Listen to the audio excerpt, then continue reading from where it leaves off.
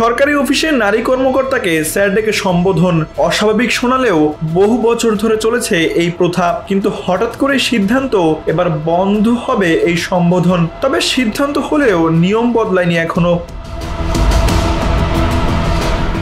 গত 10 জুলাই অন্তর্বর্তী সরকারের উপদেষ্টা পরিষদ সরকারি নারী কর্মকর্তাদের স্যার ডাকা বন্ধের সিদ্ধান্ত নেয়। প্রধান উপদেষ্টার প্রেস উইং জানায়, শেখ হাসিনার প্রায় 16 বছরের শাসনামলে সরকারি কর্মকর্তাদেরকে স্যার সম্বোধনের নির্দেশনা দেওয়া হয়েছিল।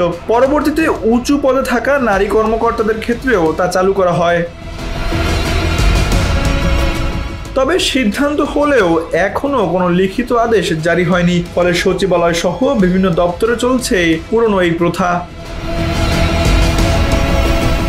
এদিকে এই সিদ্ধান্ত নিয়ে উঠেছে প্রশ্ন, শুধু নারী কর্মকর্তাদের জন্য স্যার ডাকা বন্ধ এটি যৌক্তিক নয় বলে মত দিয়েছেন অনেকে। তাদের মতে সম্বোধনের ধরন নারী পুরুষ নির্বিশেষে এক হওয়া উচিত। স্যার বা ম্যাডাম নয়, পদবি বা নাম ধরে ডাকাই হতে পারে সমাধান।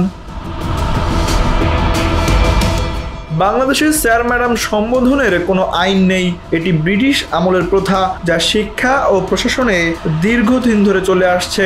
1990 সালের নির্দেশনায় চিঠিপত্রে জনাব, মহোদয় বা মহোদয়া ব্যবহারের কথা বলা হলেও মৌখিক ক্ষেত্রে স্যার ম্যাডাম বলা যেত।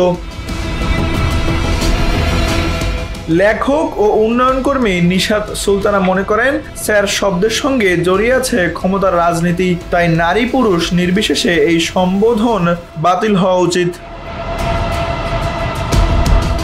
বিদেশে কর্মকর্তাদের পদবি বা নাম ধরে ডাকাই নিয়ম। সাবেক মন্ত্রিপরিষদ সচিব আলী ইমাম মজুমদারের মতে বাংলাদেশেও এই সংস্কৃতি চালু হওয়া দরকার, কিন্তু প্রশ্ন থেকে যায়, লিখিত আদেশ ছাড়া কি বদলাবে এই বহু বছরের প্রথা? তানভীর আহমেদ, এনপিবি নিউজ।